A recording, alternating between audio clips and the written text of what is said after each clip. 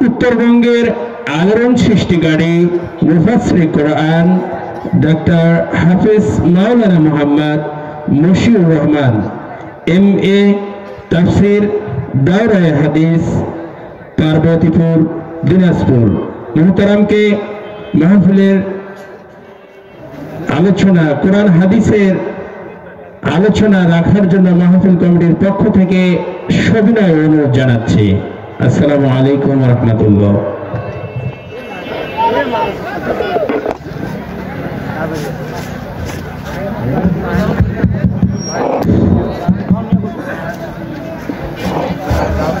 আসসালামু আলাইকুম ওয়া রাহমাতুল্লাহি ওয়া বারাকাতুহু। আপনারা কি ঘুমাইছেন নাকি ভাই?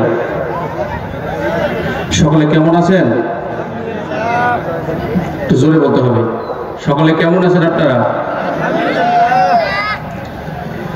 আপনারা জিজ্ঞাসা না করলেও সেই মহান রবের প্রতি শুকরিয়া জ্ঞাপন করছি, যিনি আমাকে জান্নাতের বাগানে বসার সুযোগ করে দিয়েছেন। আলহামদুলিল্লাহ আলহামদুলিল্লাহি নাহমাদুহু ওয়া নাস্তাঈনুহু ওয়া নাস্তাগফিরুহু ওয়া নু'মিনু বিহি ওয়া নাতাওয়াক্কালু আলাইহি ওয়া নাউযু বিল্লাহি মিন শুরুরি আনফুসিনা ওয়া মিন সাইয়্যাতি আ'মালিনা।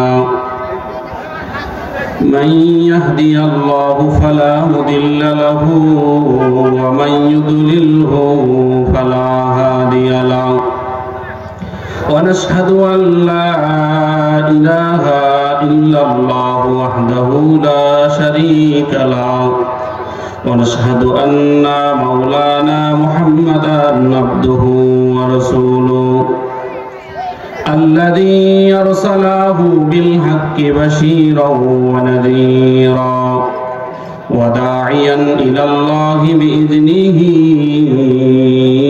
وسراجا منيرا. أما بعد فقد قال الله تعالى في كلامه المجيد وفرقانه الحميد. সকলে আমার সঙ্গে বলেন আউযু বিল্লাহি মিনাশ শাইতানির রাজীম। বিসমিল্লাহির রাহমানির রাহিম। কুল ইয়া ইবাদিয়াল্লাযীনা আসরাফু আলা আনফুসিহিম লা তাকুনাতু মির রাহমাতিল্লাহ ইন্নাল্লাহা ইয়াগফিরুয যুনুবা জামিআ ইন্নাহু হুয়াল গফুরুর রহিম। وقال تعالى واستغفروا ربكم إنه كان غفارا.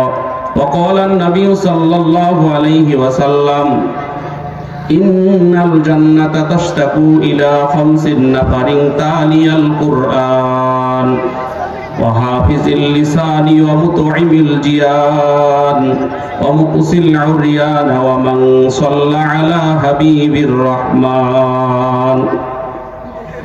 মোহাব্বত করিয়া কান্না করিয়া সৃষ্টি করে সমরে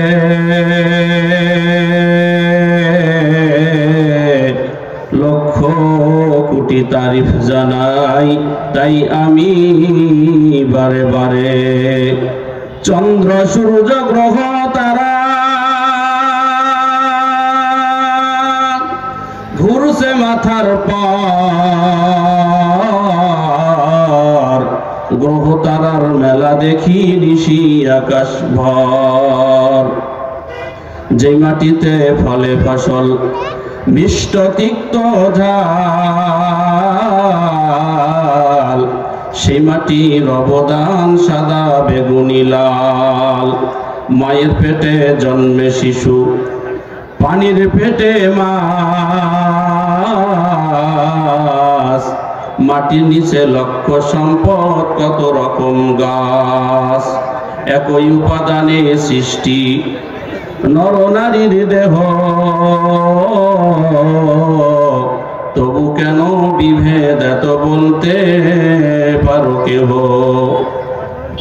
নারীর কেন মোছ হয় না, মুখে হয় না দাড়ি, গলার স্বরে মধু মাখা, মায়ের বুকে মধুর হাড়ি। জিকির করেন লা ইলাহা। যারা পিছনে আছেন জিকির করতে করতে সামনে এসে বসেন। লা ইলাহা লা ইলাহা লা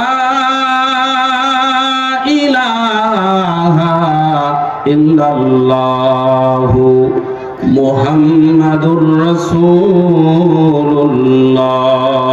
সাল্লাল্লাহু আলাইহি ওয়াসাল্লাম। উত্তর মন্নাই তাহেরপাড়া জামে মসজিদের উদ্যোগে ঐতিহাসিক তাফসিরুল কোরআন মাহফিলের সভাপতি, সহসভাপতি, প্রধান অতিথি, বিশেষ অতিথি, আন্তর্জাতিক খ্যাতিসম্পন্ন, আন্তর্জাতিক পুরস্কার প্রাপ্ত হযরত মাওলানা জুবায়ের আহমেদ তাশরিফ, দ্বিতীয় মেহমান হাফেজ মোহাম্মদ শফিকুল ইসলাম সাইফি সহ মাহফিলে উপস্থিত আছেন এ জাতির শ্রেষ্ঠ সন্তান, মদিনা আলার সুপুত্র, আমার সারে তাজ হযরত উলামা ইকরাম, দূর দূরান্ত থেকে আগত ইসলাম প্রিয় মুসলিম ভ্রাতৃবৃন্দু, পর্দার অন্তর আড়ালে দ্বীনের কথাগুলি শুনতেছেন মহিয়াসী, ঘরিয়াসী, আবেদা, সালেহা মা বোন, আমরা যারা উপস্থিত আছি সকলেই সেই মহান আল্লাহ তাআলার দরবারে সর্বপ্রথম কৃতজ্ঞতা প্রকাশের নিমিত্তে এই দিলখুলি শুকরিয়া আদায় করি, বলি আলহামদুলিল্লাহ। এজন্য কৃতজ্ঞতা প্রকাশ করতে হবে যে আল্লাহ তাআলা আমাদের দুনিয়াতে সবচেয়ে উৎকৃষ্ট জায়গা, যার কথা রাসূল সাল্লাল্লাহু আলাইহি সাল্লাম বলেছেন, তুমি যখন জান্নাতের পাশ দিয়ে যাবা সেখানে বেশি থেকে বেশি সময় ব্যয় করবা, সেখানে বসবা। তো জান্নাতের বাগানে বসার সুযোগ দিয়েছেন, এজন্য আমরা সকলেই শুকরিয়া আদায় করি, বলি আলহামদুলিল্লাহ। লাখো কোটি দরুদ সালাম সাইয়্যিদুল কাওনাইন আশরাফুল আম্বিয়া জনাবে মুহাম্মাদুর রাসূলুল্লাহ, যিনি সর্বকালের সর্বশ্রেষ্ঠ মহামানব। He was the greatest scientist and greatest doctor, greatest master, greatest writer, greatest commander in chief in every side. He was the greatest person. He was born in Makkah, named Muhammad sallallahu alaihi wasallam. সম্মানিত ভাই সকল, আমি দেখছি অনেক শ্রোতা, আল্লাহ ভোলা দ্বীনের পাগল, কোরআন পিপাসু ভাইরা আসছেন। খুব সুন্দর লাগছে আপনাদের এই আজকের আয়োজনে দেখে, খুব ভালো একটা আয়োজন, কিন্তু বসার যে নিয়মটা এখনো ভালো হয়নি। আমি আলোচনা করব, আমি আপনাদের সামনে যে বিষয় নিয়ে কথা বলবো বলার আগে পরিবেশটা ঠিক করতে হবে। এখানে আলোচনা চলতেছে, মনে হচ্ছে ভূমিকম্প হচ্ছে, স্টেজে যারা উঠতেছে নামতেছে, আপনারা হয়তো দেখছেন, আমি খুব দোয়া করতেছিলাম আর দেখতেছিলাম। ডিস্টার্ব করা যাবে না। এখানে বসছি, প্রস্তুতি নিয়ে বসছি। আল্লাহ তাআলা যদি না চায়, আপনারা যদি দোয়া না করেন, তাহলে সঠিক কথাগুলি যতই প্রস্তুতি থাক বলতে পারবো। আমি আপনাদের সামনে কোরআন ও হাদিসের কথা রাখবো, আপনারা দোয়া করবেন। অনুরোধ করতেছি সামনে এসে বসেন, একটু পরিবেশটা করে দেন। দেখেন কি অবস্থা হয়েছে, দেখেন গ্রামের বাচ্চারা যে ওই যে খেলে না, ওই গোল করে বসে খেলে, এটা খেলনার মতো হয়ে যায়, মাঝখানে ফাঁকা, এই জায়গাটায় নাই, সামনে নাই, এটা কেমন দেখা যায়? জিকির করেন লা ইলাহা লা ইলাহা লা ইলাহা ইল্লাল্লাহু মুহাম্মাদুর রাসূলুল্লাহ সাল্লাল্লাহু আলাইহি ওয়াসাল্লাম। কোরআন আর হাদিস দুইটা জিনিস, একটা হচ্ছে কোরআন, একটা হচ্ছে হাদিস। তাফসীর বুঝতে গেলে আপনারা লেখাইছেন তাফসীর মাহফিল, তাহলে বুঝতে হবে শুরু থেকে তাফসীর বুঝতে গেলে কিছু নিয়ম আছে না নাই। হুট করে যদি কোনো ছেলে এখান থেকে বলে আমি এই এলাকার মধ্যে যে বিদ্যালয়টা আছে প্রথমেই আমি গিয়া পঞ্চম শ্রেণীতে উঠব, অথবা সে যদি বলে আমি প্রথমেই গিয়া ক্লাস 9-এ অ্যাডমিশন হব, অথবা সে যদি বলে ভবানীপুর কামিল মাদ্রাসায় গিয়ে আমি কামিল ক্লাসে ভর্তি হব, প্রিন্সিপাল কি নিবে কি নিবে না? কথা বলেন, নিবে নিবে না?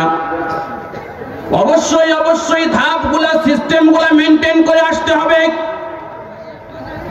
আল্লাহ পাক রব্বুল আলামিন সময়কাল অবস্থার পরিপ্রেক্ষিতে মানব কল্যাণ সাধনের জন্য নবুয়তের সুদীর্ঘ 23 বছর ধরে আল্লাহ পাক কালামে হাকিম নাজিল করেন। নাজিলের পদ্ধতিতে বলা হয় ওহী। ওহী হচ্ছে দুই প্রকার, ওহী হচ্ছে দুই প্রকার। এক ওহীর নাম হচ্ছে ওহিয়ে মাতলু, আর একটা ওহীর নাম হচ্ছে ওহী এ গায়রে মাতলু। ওহিয়ে মাতলু হচ্ছে সরাসরি কোরআন, ওহিয়ে গায়রে মাতলু হচ্ছে হাদিস।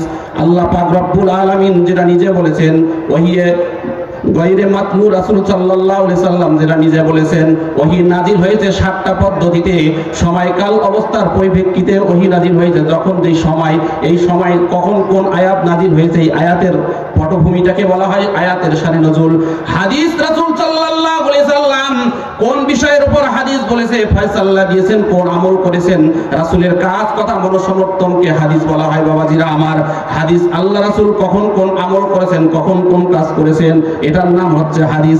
হাদিস কি রাসূল নিজেই বলেছেন না আল্লাহ বলাইছে? আসেন, হাদিস হচ্ছে আল্লাহ পাক রব্বুল আলামিন বলেন মা ইয়ামতিকু আনিল হাওয়া ইন হুয়া ইল্লা ওয়াহয়ুহা। আমার হাবিব নিজের থেকে কোনো কিছু বলে নাই, আমি যা বলাইছি আমার হাবিব তাই বলেছে। জোরে জোরে বলেন সুবহানাল্লাহ। ফজরের নামাজের পরে প্রিয় নবী সাল্লাল্লাহু আলাইহি ওয়াসাল্লাম সাহাবায়ে কিরামদের নিয়ে বসা। আল্লাহ রাসূল সাল্লাল্লাহু আলাইহি সাল্লাম বলতেছে, ও আমার সাহাবীরা, আমি তোমাদেরকে এমন একটা কথা বলতে চাই, এই 3টা কথার উপর যদি তোমরা আমল করতে পারো তোমাদের জীবন ধন্য হবে। ইহলৌকিক জীবনে তোমরা কামিয়াব হবে, পরলৌকিক জীবনে তোমরা মুক্তি পাবে। আমি বলি আল্লাহ রাসূলের সাহাবীরা সবাই রাজি আছে? আপনারা উত্তর মান নাই বাবাজিরা, ভাইরা আমার, আপনারা রাজি আছেন না নাই? কথা বলেন। সাহাবায়ে কিরাম রিদওয়ানুল্লাহি আলাইহিম আজমাইন এক বাক্যে বলতেছি, ইয়া রাসূলুল্লাহ, ইয়া হাবিবাল্লাহ, কোন বিষয়ের উপর আমল করলে আমাদের জান্নাত যাওয়া সহজ হবে? আজকের আলোচ্য বিষয় হবে 5 শ্রেণীর লোকের জন্য জান্নাত অপেক্ষা করতেছে। বাবাজিরা আমার, আমরা সকলেই উদ্দেশ্য হচ্ছে মাহফিলে আসছি কোরআন আর হাদিস শুনবে, এর উপর আমল করব, পরকালে মুক্তি পাবো, আল্লাহর নাজাতে যাব, আল্লাহর জান্নাতের মধ্যে যাব, ইহকালে আমরা শান্তি পাবো। কথা বলেন, ঠিক বলছি না ঠিক? রাসূল সাল্লাল্লাহু আলাইহি সাল্লাম বলতেছেন 3টা জায়গার কথা বলবো, এই 3টা জিনিসের মধ্যে উপর যদি তোমরা আমল করে চলতে পারো ইহলৌকিক জীবনে তোমার কোনো সমস্যা হবে না। সাহাবায়ে কেরাম বলতেছেন, ইয়া রাসূলুল্লাহ, ইয়া হাবিবাল্লাহ, জলদি করে বলেন আমরা আমল করব। আল্লাহ রাসূল বলছে, যখন 3টা জায়গার মধ্যে তোমরা জীবনে কোনোদিন ফাঁক রাখবা না।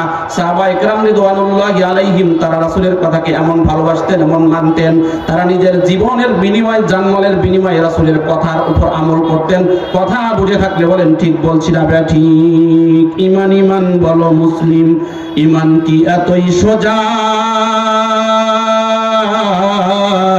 মুসলিম হয়ে কেউ কি কোনদিন বহে শয়তানি বোঝা? শোনো মৃত্যু এই দুনিয়ায় পূর্ণ যার ঈমান, শক্তিমান সে টলাতে পারে ইঙ্গিতে আসমান। আল্লাহু আকবার বলেন। সাহাবায়ে কেরাম রিদওয়ানুল্লাহি আলাইহিম আজমাইন তারা বলতেছে, ইয়া রাসূলুল্লাহ, ইয়া হাবিবাল্লাহ, কোন জিনিসের উপর আমল করতে হবে, কোন 3 জায়গার মধ্যে ফাঁক রাখা যায় না? রাসূল সাল্লাল্লাহু আলাইহি সাল্লাম বলতেছেন, প্রথম নম্বর, যখন তোমরা যায় নামাজে দাঁড়িয়ে যাবা, আল্লাহর রেজাবন্দির জন্য, আল্লাহর সঙ্গে দিদারের জন্য যখন তোমরা দাঁড়িয়ে যাবা, অবশ্যই অবশ্যই তোমাদের কাতারের মধ্যে যেন কোনো ফাঁক না থাকে। সাহাবায়ে কেরাম রিদওয়ানুল্লাহি আলাইহিম বলতেছে, ইয়া রাসূলুল্লাহ, ফজরের নামাজ হয়েছে, আমরা মুসল্লি ছিলাম, আপনি ইমাম ছিলেন, আপনার ইমামতি দিয়ে সালাত আদায় করেছি। আমরা যদি আগামীকাল ফজর আমরা যদি জোহর পর্যন্ত হায়াত পাই, তাহলে আমরা কথা দিতেছি জীবনের বিনিময় হলো আপনার কথার উপর আমল করব। আমি বলি আমরা ঈশার নামাজ আদায় করেছি, ফজর পর্যন্ত যদি আমরা হায়াত পাই, তাহলে আমরা অবশ্যই অবশ্যই রাসূলের কথার উপর আমল করব, সুন্নতের উপর আমল করব। কথা বলেন ঠিক বলছি না ঠিক? আল্লাহ পাক আমাদের সকলকে তৌফিক দান করুক, সকল বলে আল্লাহুম্মা আমিন। তাহলে প্রথম নম্বর আমল, আপনারা ওয়াজ শুনতেছেন, অনেকে আসছে যে বক্তার কণ্ঠ কি রকম, বক্তা কি রকম কণ্ঠ, কি রকম আলোচনা করতে পারে, গালিগালাজ করতে পারে কিনা, গান গাইতে পারে কিনা, এরকম উদ্দেশ্য আছে বিভিন্ন। আবার কেউ আসছে যে কোরআন হাদিস দেই বলুক, আমরা শুনবো, তদনুযায়ী আমল করবো। আছে না নাই? শ্রোতা বহু প্রকার আছে, বক্তাও বহু প্রকার আছে, একটু সময় দিয়ে বলবো ইনশাআল্লাহ। সাহাবায়ে কেরাম রাদিয়াল্লাহু আলাইহিম তারা আমল করতে চাইলেন, তারা আমল করেছিল, তারা আমল করেছে বলে আল্লাহ পাক রব্বুল আলামিন তাদের উপর খুশি হয়েছে। আল্লাহ পাক রাদিয়াল্লাহু আনহুম ওয়া রাদু আন, আল্লাহ পাক রব্বুল আলামিন তাদের উপর খুশি হয়ে তাদের জান্নাতের সার্টিফিকেট দিয়েছে। জোরে জোরে বলেন সুবহানাল্লাহ। তাহলে আমরাও যদি হায়াত পাই, ফজরে আমরা আদায় করব। রাসূল বলেন সল্লু কামা রাআইতুমুনি উসাল্লি, তোমরা আমাকে যেইভাবে সালাত কায়েম করতে দেখো ওইভাবে তোমরা সালাত কায়েম করো। অবশ্যই অবশ্যই মন চাই জিন্দেগি পালন করলে অবশ্যই ধরা খাইতে হবে। যদি রব চাই জিন্দেগি পালন করি, রাসূলের সুন্নত ইত্তেবা করি, রাসূলের সুন্নত অনুসারে জীবন পরিচালনা করি, তাহলে অবশ্যই অবশ্যই ইহলৌকিক জীবন পরলৌকিক জীবন, you can success, you can gain, you can win. জোরে জোরে বলেন সুবহানাল্লাহ। উলাইকা হুমুল মুফলিহুন। আল্লাহু আকবার বলেন। আল্লাহ পাক রব্বুল আলামিন বলেন ওই সমস্ত বান্দা বান্দি অবশ্যই সফল কাম। সুবহানাল্লাহ। আল্লাহ আল্লাহ क्या मुबारक नाम है, अल्लाह अल्लाह मुमिनों का काम है। साहबाए किराम বলতেছে ইয়া রাসূলুল্লাহ, ইয়া হাবিবাল্লাহ, দ্বিতীয় নম্বর কোন বিষয়ের উপর, কোন জায়গার মধ্যে ফাঁকা জায়গা রাখা যায় না। রাসূল সাল্লাল্লাহু আলাইহি সাল্লাম বলছে যখন কোন দ্বীনের কথা হবে, দ্বীন ইসলামের কথা তোমাদের সামনে কেউ বলবে আর কেউ শুনবা, অবশ্যই অবশ্যই তোমাদের সামনে যদি ফাঁকা জায়গা থাকে অবশ্যই ফাঁকা জায়গা পূর্ণ করে দিবা। সাহাবায়ে কেরাম লাব্বাই গিয়া সাদাই গিয়া রাসূলুল্লাহ ইয়া হাবিবাল্লাহ, তারা সঙ্গে সঙ্গে ফাঁকা জায়গা পূর্ণ করলো। আজকে আমি দেখতে চাই উত্তরমান নাই তাহের পাড়ার বাবাজিরা রাসূলের সাহাবীর মতো আমল করে নাকি চুপ করে বসে থাকে, জিকির করেন লা ইলাহা। ওয়াস বোঝেন নাই? ফাঁকা জায়গাটা পূর্ণ করতে হবে, বোঝেন নাই? সাহাবায়ে কেরাম সঙ্গে সঙ্গে ফাঁকা জায়গা পূর্ণ করে দিল। আপনারা যদি না করেন তাহলে কি পরিণাম হবে? আল্লাহ রাসূল সাল্লাল্লাহু আলাইহি সাল্লাম বলেন ওই সমস্ত বক্তার জিহ্বা আগুনের কেসি দিয়ে কাটা হবে যারা নিজে বলে কিন্তু আমল করে না, যারা ওয়াজ শুনে যারা জানে কিন্তু মানে না, এরা আগে ধরা খাবে। ওয়াজ শুনে কি লাভ হবে? লাভ হবে তোর আমলে, আমলেও লাভ হবে না নবীর প্রেম না থাকিলে। নবীর প্রেম থাকলে পরে আমলেও লাভ হবে, রোজ হাসরে নাজাত পাবে। সুবহানাল্লাহ বলেন। আজকে যেই জায়গায় সিসি ক্যামেরা থাকে এই জায়গায় সবাই অবশ্যই অবশ্যই খারাপ কাজ করতে চায় না। কারণ কি বলেন? সিসি ক্যামেরার মধ্যে অবশ্যই ভিডিও হচ্ছে, রেকর্ড হচ্ছে। কোন প্রধান অতিথি, কোন বিশেষ ব্যক্তি যদি থাকে, ওই ছবির মধ্যে, ওই সেলফির মধ্যে সবাই এইভাবে মাথা বাড়ে দেয়, দেয় কি দেয় না? কারণ সেলফি দিয়ে উঠতে চায়। আজ থেকে 1700 বছর আগে, হাজার হাজার বছর আগে আল্লাহ পাক রব্বুল আলামিন বলেন মা ইয়ালফিযু মিন কাউলিন ইল্লা লাদাইহি রাকিবুন আতীদ। আল্লাহু আকবার বলেন। ইয ইয়াতালাক্কাল মুতালাক্কিয়ানি আনিল ইয়ামিনি ওয়া আনিশ শিমালি কাঈদ। আল্লাহু আকবার বলেন। তোমরা যাহা কিছু করো, যাহা কিছু বলো, সমস্ত কিছু রেকর্ড করা হয়, ভিডিও করা হয়। কালকে যখন আপনার আমার সামনে বলবে মালি হাযাল কিতাব লা ইউগাদিরু সাগীরাতান ওয়ালা কাবীরাতান ইল্লা আহসাহা, আপনার আমার সামনে যখন আপনার আমার আমলনামার মধ্যে আল্লাহ পাক রব্বুল আলামিন দেখাবে উত্তর বান্নার মাহফিলে তুমি কি অবস্থায় বসেছিলে, তোমার সামনে আমার দ্বীনের আলোচনা করেছিল, ফাঁকা জায়গা ছিল, ফাঁকা জায়গা পূর্ণ করে দেন। আমার কথা যতটুকু আলোচনা হবে সাথে সাথে আমল করতে হবে। এই যে ফাঁকা জায়গাটা কি সমস্যা ভাই? এই ভাই সামনে জীবনে তো এই যে ছাত্র ভাইরা আল্লাহ রাস্তায় বসে, ভাই পরিবেশটা তৈরি করি। আমি তো ছোট মানুষ, আমি কি বলবো এলাকার ছেলে, বাইরের মেহমান যদি এসে দেখে এই অবস্থা, তাহলে আমাদের মান সম্মান থাকবে না। সাহাবায়ে কেরাম রিদওয়ানুল্লাহি তাআলা আলাইহিম আজমাইন সঙ্গে সঙ্গে তারা নিজের ফাঁকা জায়গাগুলা পূর্ণ করে দিলেন, আপনারাও পূর্ণ করে দিলেন। আল্লাহ পাক রব্বুল আলামিন আমাদের সকলকে যাজাই খায়ের দান করুক। সকলে আল্লাহুম্মা আমিন। আল্লাহ আল্লাহ মিকুনাত শামসু কামার, আল্লাহ আল্লাহ মিকুনাত শাজারু হাজার। সাহাবায়ে কেরাম রিদওয়ানুল্লাহি আলাইহিম বলতেছে, ইয়া রাসূলুল্লাহ, ইয়া হাবিবাল্লাহ, তৃতীয় নম্বর কোন জায়গার মধ্যে ফাঁকা জায়গা রাখা যাবে না? রাসূল সাল্লাল্লাহু আলাইহি সাল্লাম বলতেছে, তোমরা যদি এইটার উপর আমল করতে পারো, তোমার পারিবারিক জীবনে অবশ্যই অবশ্যই অশান্তি থাকতে পারে না। তোমরা যখন স্বামী আর স্ত্রী দুইজনে ঘুমাবা, অবশ্যই দুইজনের মাঝখানে যেন ফাঁকা জায়গা না থাকে। আজকে দেখেন, যত দিন যায় তত দূরত্ব বাড়ে না কমে। আজকে আমার ভাই যদি থাকে উত্তরমর নাই, আমার ভাবি থাকে পার্বতীপুরে, আমার ভাই যদি থাকে উত্তরমর নাই, ভাবি থাকে ফুলবাড়িতে, ভাবি থাকে আমবাড়িতে। দূরত্ব বাড়ছে না কমছে বলেন?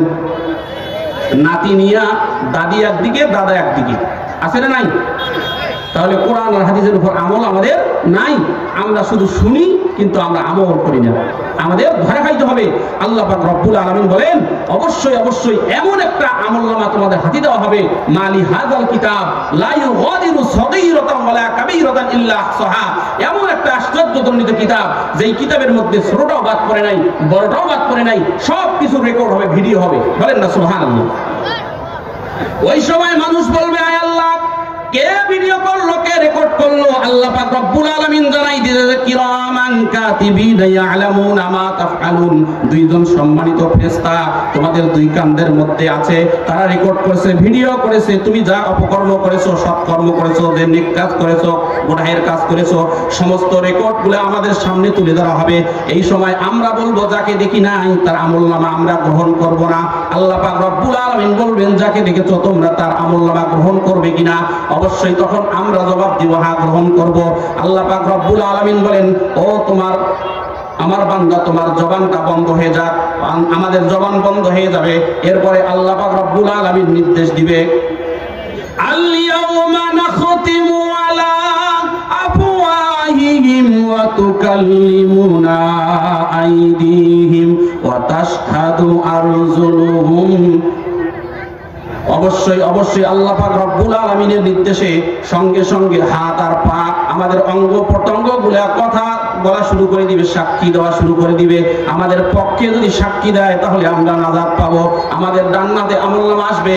আল্লাহ পাক রব্বুল আলামিন বলেন, ফাআম্মা মান উতিয়া কিতাবাহু বিয়ামিনিহি, please you take your book and right hand side and read it. ইকরা কিতাবাকা কাফা বিনাফসিকা আল-ইয়াওমা আলাইকা হাসিবা। নাও তোমার আমলনামা ডান হাতে। ওয়া আম্মা মান উতিয়া কিতাবাহু বিশিমালিহি, please you take your book and left hand side and read it. ইকরা কিতাবাকা কাফা বিনাফসিকা আল-ইয়াওমা আলাইকা হাসিবা। ও বান্দা, তোমার আমলনামা পড়ার জন্য তুমি নিজেই এনাফ, তুমি নিজেই যথেষ্ট। বান্দা যখন তাকিয়ে দেখবে, মালি হাযাল কিতাব লা ইউগাদিরু সগীরাতান ওয়ালা কাবীরাতান ইল্লা আহসাহা। আশ্চর্যজনিত কিতাব। আমি কোরআন শুনতেছিলাম উত্তরমান নাই তাহের পাড়ায়, ওইখানে আলোচনা হচ্ছিল রাসূলের কোরআনের উপর, রাসূলের হাদিসের উপর, আল্লাহর কোরআনের উপর। আজকে আমি বলতে চাই, যতটুকু আলোচনা হবে আমরা দ্বিতীয় মেহমান, প্রধান মেহমানকে ভালো পরিবেশ দেব ইনশাআল্লাহ। আয়াতের শানে নজরুলের দিকে যাই। রাসূল সাল্লাল্লাহু আলাইহি সাল্লামের জামানায় এই কালাম নাযিল হয়েছে। আল্লাহ পাকের রাসূল আল্লাহর হুকুমে যে জায়গায় যাওয়ার সেখানে তিনি চলে গেছেন, কিন্তু রেখে গেছেন কোরআন। উপস্থাপক বলেছিলেন, বিশ্ব নবীর সেরা মুজিজা, বিশ্ব রবের মহান দান, বনি আদমের পথের দিশারি, মহাগ্রন্থ আল কোরআন। আল্লাহু আকবার বলেন। আজকে আপনাদের সামনে যে হাদিস তেলাওয়াত করেছে, আমি শুধু ইশারা ইঙ্গিতে কথাগুলা আমার সময়ের মধ্যে কভার করে দেব। এই হাদিসের মধ্যে রাসূল সাল্লাল্লাহু আলাইহি সাল্লাম বলেন, 5 শ্রেণীর লোকের জন্য জান্নাত অপেক্ষা করতেছে। প্রথম নম্বর যে লোক যার জন্য জান্নাত অপেক্ষা করতেছে, রাসূল সাল্লাল্লাহু আলাইহি সাল্লাম বলেন, ইন্না নিশ্চয় ইন্নাল জান্নাতা তাশতাকু ইলা খামসিন নাফারিন তালিল কুরআন, যারা কোরআন তেলাওয়াত করে তাদের জন্য আল্লাহর জান্নাত অপেক্ষা করতেছে। জোরে জোরে বলেন সুবহানাল্লাহ। আজকে কোরআন তেলাওয়াত হয় হিফজ মাদ্রাসায়, কোরআন তেলাওয়াত হয় মরার বাড়ি, কোরআন তেলাওয়াত হয় জুমার দিনে হুজুর পড়ে, কোরআন তেলাওয়াত হয় 5 ওয়াক্ত নামাজে, আর বাকি সময় কোরআন শিখিয়াই থাকে, থাকেই থাকে না। কোরআন আমরা বাক্সবন্দি করে রেখে দিয়েছি।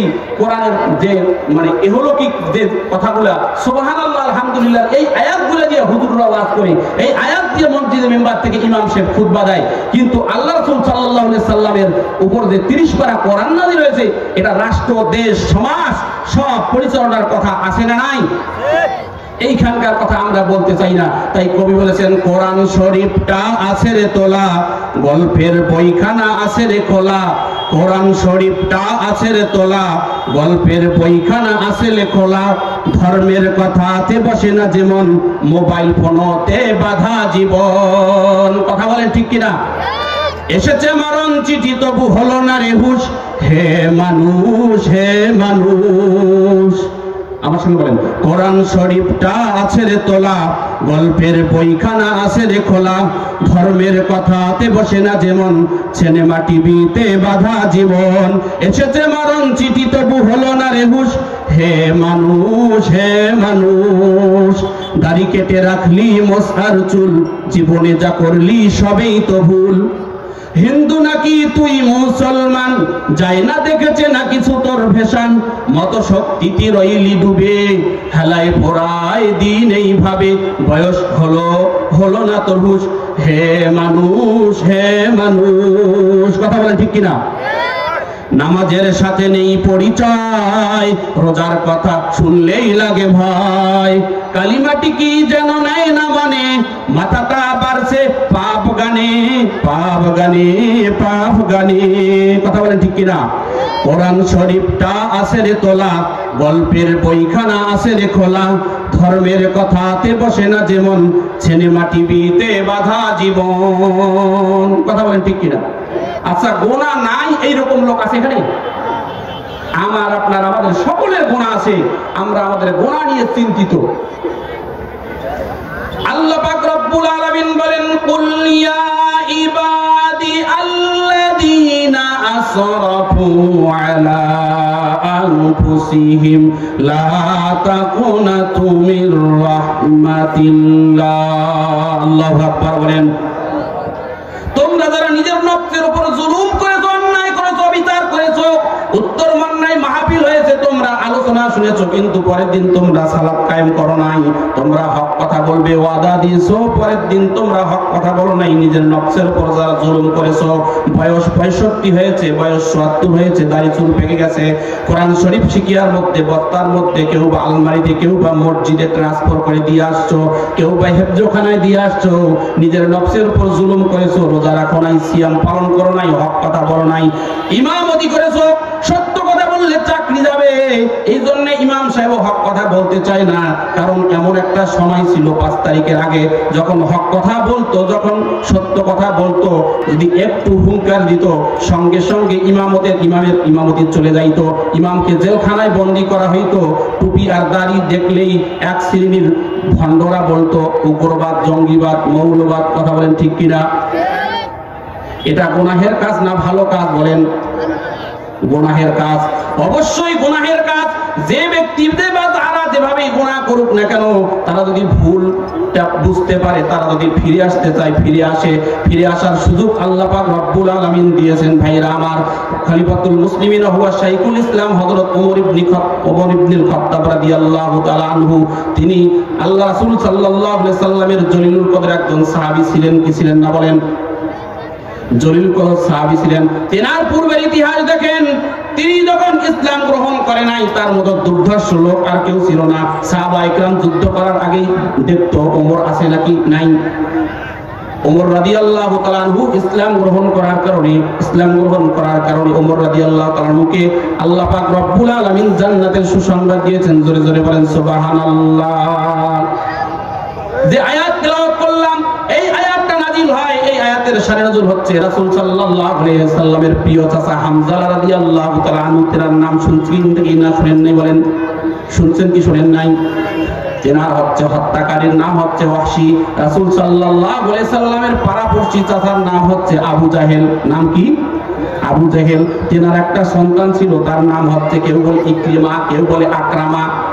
ইকরিমা আর আকরামা যাই হোক, আবু জাহেলের ছেলে আর ওয়াহশী দুইজনেই মক্কা বিজয়ের দিনে যখন মক্কা থেকে আল্লাহ রাসূল সাল্লাল্লাহু আলাইহি সাল্লামের পক্ষের শক্তি, ইসলামের শক্তি যখন বিজয় লাভ করেছে, 5 তারিখে যে এরকম অনেক নাস্তিক পালিয়ে গেছে, 5 তারিখের পর যখন অনেক নাস্তিক পালিয়ে গেছে, 5 তারিখের পূর্বে তারা মৌলবি দেখলেই উগ্রবাদ, জঙ্গিবাদ, টুপিদারি দেখলেই ধর আর জেলে ঢুকাও। কথা বলেন ঠিক কিনা? এইটার মধ্যে আমি নিজেও পড়ে গেছিলাম 14 সালে। অপরাধ টুপি আর দাড়ি, পাগড়ি মাথায় পাঞ্জাবি গায়ে দেখে যদি লোকে, উগ্রবাদী জঙ্গিবাদী বলে আমায় ডাকে, দুঃখের সীমা নাই আমি কি করে বোঝাই, আলেমরা কেউ উগ্রবাদী জঙ্গিবাদী নয়, আলেমরা কেউ উগ্রবাদী জঙ্গিবাদী নয়। কথা বলেন ঠিক কিনা? অস্ত্রের ওই গোদাম রেখে কলেজ ভার্সিটিতে উগ্রবাদী জঙ্গিবাদী খুঁজে মাদ্রাসাতে, মাদ্রাসাতে খুঁজলে কি আর জঙ্গি পাওয়া যায়, আলেমরা কেউ উগ্রবাদী জঙ্গিবাদী নয়, আলেমরা কেউ উগ্রবাদী জঙ্গিবাদী নয়। আলোচনা চলবে? সময় দিবেন তো? আলোচনা গোছাইতে তো গেল, গোছে নিয়ে আসতেই গেল।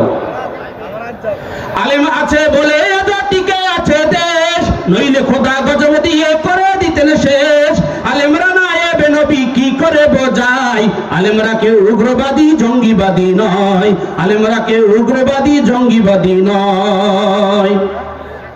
মাদ্রাসাতে পড়ি আমার এই তো অপরাধ, তাই তো মোদের এই সমাজে এমন অপবাদ। কথা বলেন ঠিক কিনা?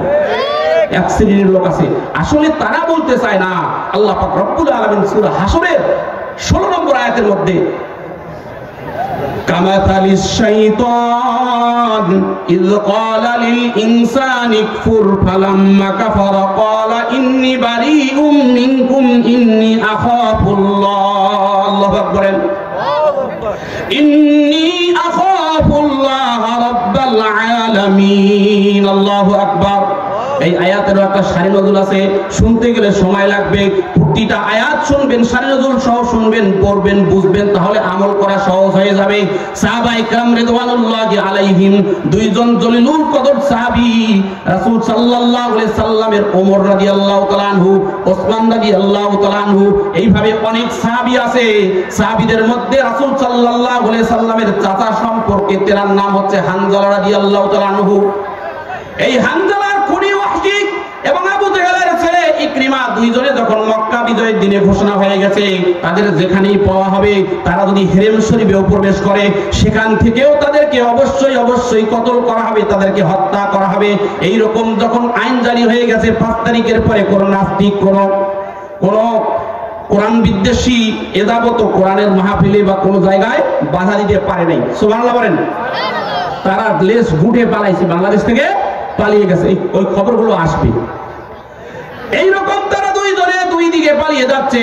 ইকরিমা সে যাচ্ছে নৌকার উপরে, আয়াতের শারীর নজুল বলছি বাবাজিরা আমার।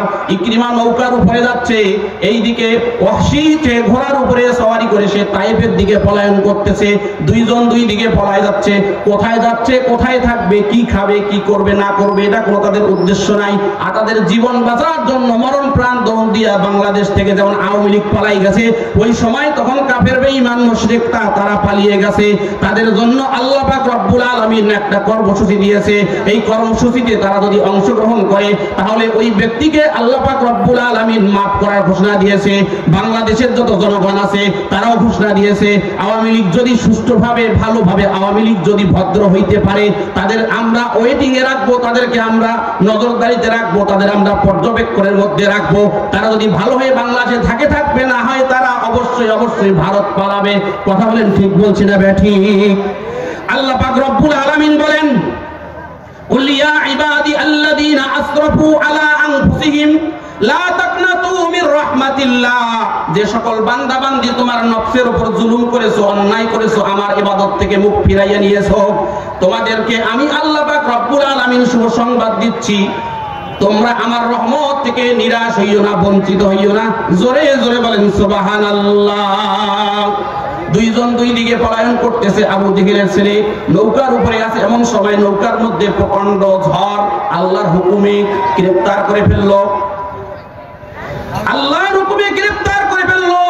আবু জেহেলের ছেলে লাত, উজ্জাত, মানাত, সরস্বতী, আফ্রোদিতি, ব্রহ্মা, বিষ্ণু, শিব, কালী, মহাদেব, ঠাকুর, গাছের পূজা, মাছের পূজা, সব দেই দেবতাকে সে ডাক দেওয়া শুরু করলো।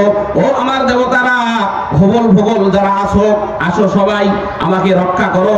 তোদের রক্ষাতে, তোদের সম্মান রক্ষার জন্য আমার পিতা দুইটা ছোট্ট শিশু মাছ আর মুআব্বিদের হাতে নিজের জীবন দিয়েছে। আমি আজকে বাড়ি ছাড়া, দেশ ছাড়া, আমি আজকে আমার প্রসাদ ছাড়া, আমার সম্পদ ছাড়া হয়ে কোথায় যাচ্ছি, কি কোথায় থাকবো, কি খাবো, কি নিব, আমার পরিবারের খোঁজ খবর আমি নিজেও জানি না। আমি আমার জীবনের ভয়ে পালিয়ে যাচ্ছি। এই মাছ সমুদ্রের মধ্যে যে প্রচন্ড ঝড় আমাকে গ্রেফতার করেছে, এইখান থেকে তোমরা আমাকে সহযোগিতা করো, সাহায্য করো। পথটা ঠিক আছে না বেঠিক আছে বলেন? পথটা বেঠিক আছে। কি আছে? বেঠিক। আপনার নাম্বার যদি 11টা না মেলে, তাহলে আপনি যদি ডায়াল করেন 10টা হয়, আপনাকে বলবেন ইনকারেক্ট নাম্বার। ঠিক কিনা?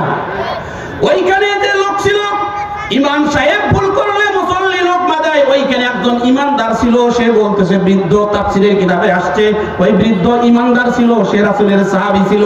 সে বলতেছে, ও আবু জেহেলের ছেলে, তোমার মেজাজ তো হট, তোমাকে বলতে গেলে তোমার ইগুটা একটু চড়া। এরকম বদমেজাজি লোক আছে না নাই? আছে না নাই? যারা বদমেজাজি এরা বেশি হারামজাদা হয়। এরা কি হয়? হারামজাদি। এরা সবসময় ময় মুরব্বির সঙ্গে খারাপ ব্যবহার করে। আল্লাহ রাসূল বলেন, মাল্লাম ইয়াসআল সগীরান ওয়ালা কাবীরান ফালাইসা মিন্নি। যে বড়কে সম্মান করে না, ছোটকে স্নেহ করে না, সে আমার উম্মতের মধ্যে না। আবু জেহেলের ছেলে বলতেছে, কি বলতে চান মুরব্বি বলেন? মুরব্বি বলতেছে, ও ইকরিমা, আমি তোমাকে বলতে চাই, তুমি যাদেরকে ডাকতেছো তারা নিজে তো নড়তে পারে না, খাইতে পারে না, বলতে পারে না, তাদেরকে তুমি তৈরি করেছো।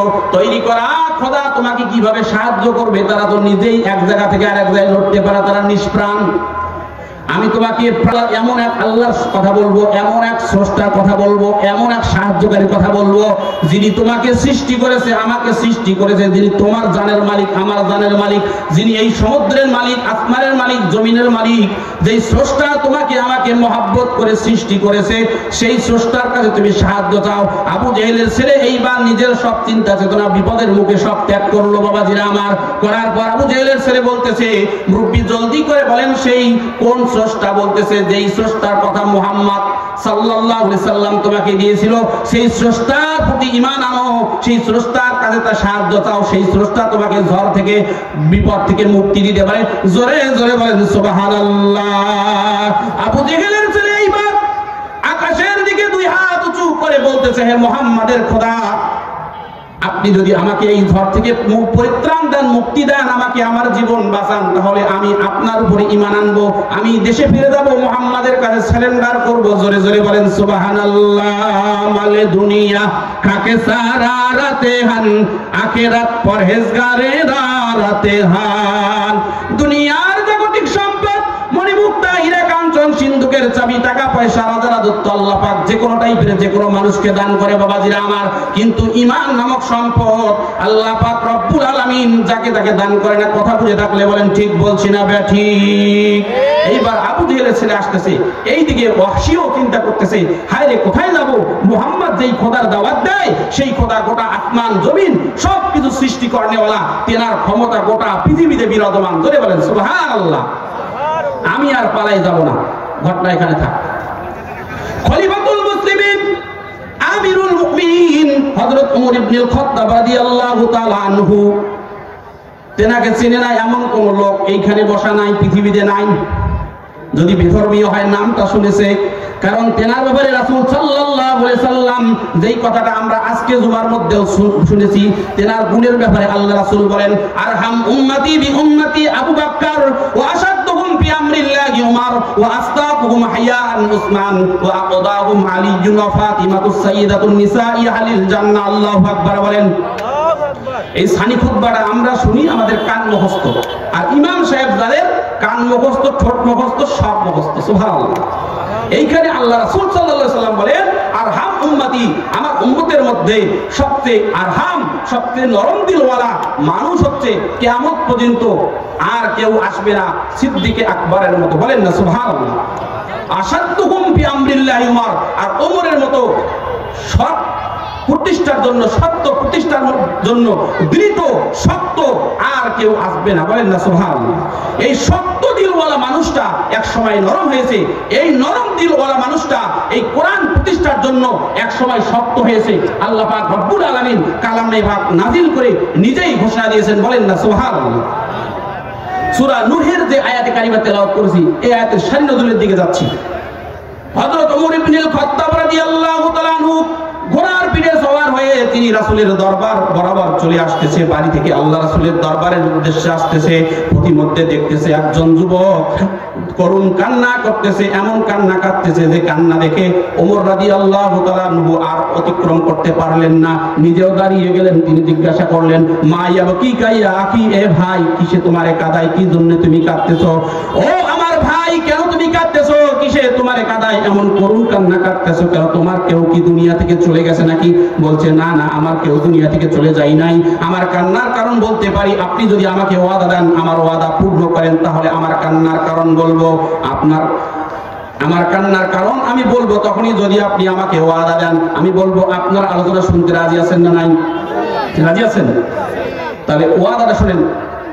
এইবার রাসূলের সাহাবী বলতেছে, আমি ওয়াদা করলাম, তুমি যদি হকের জন্য তুমি আমাকে বলো, আমি হকের জন্য ওয়াদা করতে পারি, মিথ্যার জন্য ওয়াদা করব না। আপনাকে আমাকে যে কেউ বললে রাজি হয়ে যাবো, আপনাকে দেখবো তারপর কথা বলবো, ঠিক কিনা? আমি বললাম সুবহানাল্লাহ বলতে, কিসের জন্য বললেন? চোখের তালে মারি দিয়ে দিলেন। এরকম হলে চলবে না। আপনাকে শুনে বুঝে দেখে শুনে ইমাম সাহেব বললেই যে হাদিস, ইমাম সাহেব বললেই যে কোরআন, এটা মানা যাবে না। আপনাকে জানতে হবে। আল্লাহ পাক নিজেই বলেছেন, সৃষ্টি করেই আল্লাহ পাক প্রথমেই বলেছেন, ইকরা এন্ড রিড ইট, তুমি পড়ো তোমার প্রভুর নামে। বলেন না সুবহানাল্লাহ। এই জন্য আমাদেরকে জেনে বুঝে বলতে হবে। ওমর রাদিয়াল্লাহু তাআলা বলতেছে, ভাই বলো তোমার কিসের জন্য কাঁদতেছো? বলছে, খলিফাতুল মুসলিমিন, আমার কান্নার কারণ আমি বড় ধরনের গুনাহ করে ফেলছি। আমিরুল মুমিনিন বলতেছে, এমন কি গুনাহ করেছো যে গুনাহর কারণে তুমি কাঁদতেছো? গুনাহ তো আমরাও করি, সচরাচর গুনাহ আমাদের নিজের অজান্তে হয়ে যায়। কি ধরনের গুনাহ করেছো? ব্যাখ্যা বিশ্লেষণ তুমি যদি ডিটেইলস আমাকে না বলো, তাহলে আমি কিভাবে বুঝবো কেমন গুনাহ করেছো? তোমার গুনাহর ব্যাপারে কিভাবে আমি কি করব? বলছে, আমি একটা গুনাহ করেছি, এই গুনাহর ব্যাপারে আমি খুব চিন্তিত, আমি খুব ক্লান্ত, আমি খুব টেনশনে আছি, আমি খুব পেরেশানির মধ্যে আছি। এই গুনাহ আমাকে কুরে কুরে খাচ্ছে, আমার অন্তরটা যেন ফেটে যাচ্ছে, আমার বুকটা যেন ফেটে যাচ্ছে, আমি শান্তি পাচ্ছি না। আমি 3 দিন ধরে পথের ধারে কাঁদতেছি, আর এই আমার গুনাহটার অনুশোচনা করার জন্য আমি পথ খুঁজতেছি। খলিফাতুল মুসলিমিন বলতেছে, খুলে বলো, লম্বা করিও না ঘটনা, খুলে বলো। খলিফাতুল মুসলিমিন বললেন, এই যুবক বলতেছে, আপনি একটা ব্যবসা করেন, বিভিন্ন জন বিভিন্ন ভাবে রুজি তালাশ করে, আমি আমার রুজি তালাশ করি চুরির মাধ্যমে। বলেন না নাউজুবিল্লাহ। কিসের মাধ্যমে? চুরির মাধ্যমে। তা আবার চুরি কি চুরি? আমি কাফন চুরি করি, আর এই কাফন বাজারে বিক্রি করি। এটা ঘৃণিত কাজ না পছন্দের কাজ? বলেন, ঘৃণিত কাজ। এবার কি হয়েছে খুলে বলো। এই কাফন চুরি করে আমি বিক্রি করি। গতকালকে রাতে মদিনার মধ্যে সুশ্রী একজন মেয়ে মৃত্যুবরণ করেছে। তার দাফন কাজ সম্পূর্ণ করার পরে যখন সকলে বাড়ির দিকে চলে যায়, তখন আমি তার কবরটা খনন করে তার থেকে 5 টুকরা কাপড় নেই। কাপড় নিয়ে যখন আমি চলে আসতেছিলাম, এমন সময় কবর থেকে কে জানি আওয়াজ দিতেছে, ও যুবক, আজকে কার কাপড় নিয়ে তুমি যাচ্ছ? কার কাপড় নিয়ে তুমি যাচ্ছ? যুবক, তুমি কি রেখে যাচ্ছ? কাকে রেখে যাচ্ছ? যুবক, এইরকম সুযোগ তোমার জীবনে আসবে না। শয়তান ওয়াসওয়াসা দিচ্ছে। শয়তান ওয়াসওয়াসা দিচ্ছে কিভাবে? দেখেন, আল্লাহ পাক রব্বুল আলামিন বলেন, কামাতালিশ শাইতানা ইয ক্বালা লিল ইনসানি কুফর ফালাম্মা কাফারা ক্বালা ইন্নী বারিউম মিনকুম ইন্নী আখাফুল্লাহ রাব্বাল আলামিন। আল্লাহু আকবার বলেন। আল্লাহ পাক বলেন, শয়তান বলে কুফরি করো, শয়তান বলে নামাজ ছাড়ো, শয়তান বলে ঘুষ খাও, শয়তান বলে গুনাহ করো। আমরা গুনাহ করি, ন্যায় অন্যায় বুঝি আর নাই বুঝি, আমরা কামাই উপার্জন করার পরে বাড়িতে নিয়ে আসি। আমাদের বয়স হয়ে যাচ্ছে, আমরা ইসলাম বুঝতেছি না, কোরআন বুঝতেছি না, হাদিস বুঝতেছি না, দিন মানতেছি না, দিন বুঝতেছি না, আমল করতেছি না। কার জন্য করতেছেন? আপনার আমার এই জীবন ঘড়িটা যখন চলে যাবে বাবাজিরা আমার, অবশ্যই অবশ্যই দেখেন অনেক দাড়ি চুলওয়ালা পাকাওয়ালা লোক আছে, কি কোনো সমস্যা? আল্লাহ রাসূলের সাহাবী বলতেছে কাপড় চুরি করে পরে এরপরে আমি যখন চলে আসতেছিলাম ওই কবর থেকে আওয়াজ দিচ্ছে, কাকে রেখে যাচ্ছ তুমি, কাকে রেখে যাচ্ছ তুমি? কোনোদিনও এইরকম সুশ্রী সুন্দর মেয়েকে দেখো নাই, আজকে যদি তুমি এই সুযোগ হাতছাড়া করো, এই সুযোগ আর ফিরে পাবে না। এইবার আমি আমার হাতে থাকা মশালটা দিয়ে দেখলাম যে অবশ্যই যে কথা আওয়াজ আসতেছে কথার সঙ্গে মিলে গেছে, অনেক সুন্দরী। এই সুন্দরীকে আমার চোখ কোনোদিনও দেখে নাই। ইয়া আমিরুল মুমিনিন, তখনও হয়নি আমিরুল মুমিনিন, ওমর রাদিয়াল্লাহু তাআলা বলতেছে, ওমর তখন আমি কি করলাম, আমার নিজেকে আর সামলাইতে পারলাম না, তার সঙ্গে আমি খারাপ কাজ করলাম, জেনা করলাম। বলেন নাউজুবিল্লাহ। জেনা করার পরে আমি ওই লাশটা কবরে রেখে যখন চলে আসতেছিলাম, ওই লাশ থেকে ওই মুর্দা থেকে আওয়াজ আসতেছে, যুবক কি কাজ করলে, যুবক কি এমন গুনাহের কাজ করলে, কি কাজ করলে? কিয়ামতের ময়দানে আমাকে সমস্ত মাখলুকাতের সামনে আমাকে উলঙ্গ হয়ে ওঠার ব্যবস্থা করে দিলে, আমার সঙ্গে জেনা করলে আমাকে নাপাক হয়ে ওঠার ব্যবস্থা করে দিলে। এইটা কোন কাজ করলে তুমি? কি জন্য এই কাজটা করলে? কেন তোমাকে এই কাজ, কে তোমাকে এই কাজ করতে বললো? কেন তুমি এই কাজ করলে? ও ওমর, এই কথাগুলি আমার যখন কানের মধ্যে আসছে, কর্ণকুহরের মধ্যে আসছে, আমার সঙ্গে সঙ্গে শরীরটা কম্পন শুরু হয়ে গেছে। আমার হাতে থাকা কাপড়গুলো আমি কবরের মধ্যে ছুঁড়ে দিয়া মাটি ভরাট করে দিয়ে সেখান থেকে চলে আসছি। আজকে 3 দিন হয়ে যায় আমি আমার বাড়িতে ফিরি নাই, পথের ধারে বসে কাঁদতেছি। আমি বলি এতটুকু অনুশোচনা যদি আমাদের মধ্যে আসে, তাহলে হালাল উপার্জন আমরা অবশ্যই অবশ্যই করব।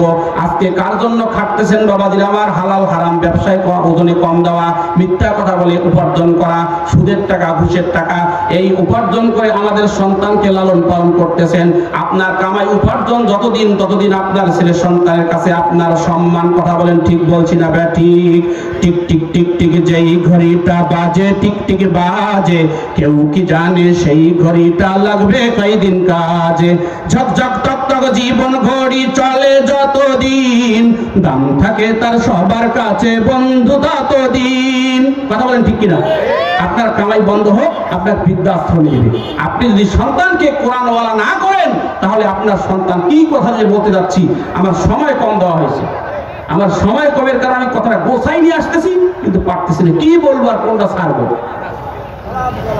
ঝকঝক টকটক জীবন ঘড়ি চলে যতদিন, দাম থাকে তার সবার কাছে বন্ধু ততদিন। মনের মাধুরী মিশিয়ে সাজায় নানান সাজে, কেউ কি জানে সেই ঘড়িটা লাগবে কয়দিন কাজে? কথা বলেন ঠিক কিনা? যাই যাই যাই যাই দিন চলে যায়, কোরআন পড়লাম না, কত নোবেল নাটক পড়লাম, হাদিস পড়লাম না, সত্যিকারের খাঁটি মুমিন মুসলিম হইলাম না যে, কেউ কি জানে সেই ঘড়িটা লাগবে কয়দিন কাজে? আলোচনা এটা এখানে থাক। ওইদিকে হাদিসে চলেন, আল্লাহ রাসূল বলছেন 5 শ্রেণীর লোকের জন্য জান্নাত অপেক্ষা করতেছে। মনে আছে তো?